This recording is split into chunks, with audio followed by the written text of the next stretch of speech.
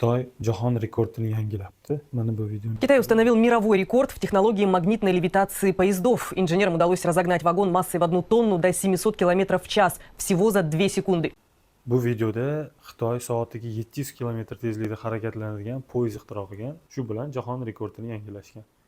Bu videoning eng e'tiborli tarafi shundaki, Xitoy bu poyezdni to'xtatishda tormoz tizimida magnit maydonidan foydalangan.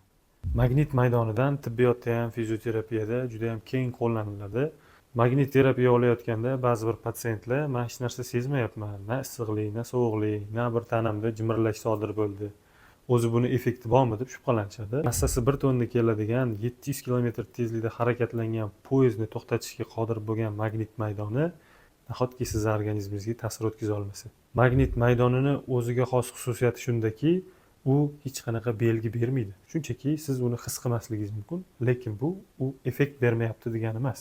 Magnit terapiya aynan qaysi kasalliklarga va qaysi og'riqlarga, qaysi problemani hal qilishini to'liqroq bilishni xohlasangiz, izohlarga magnit yozib qoldirsangiz, men sizni lichkangizga tashlab yuboraman.